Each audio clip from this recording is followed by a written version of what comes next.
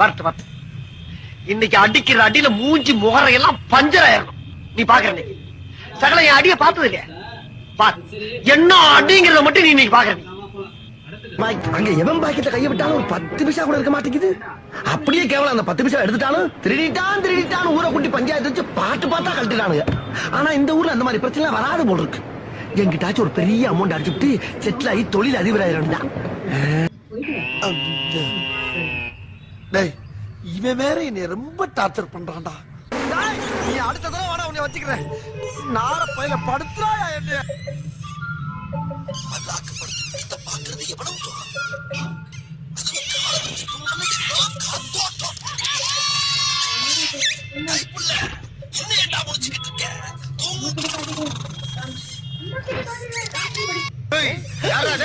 மாற்றம்டா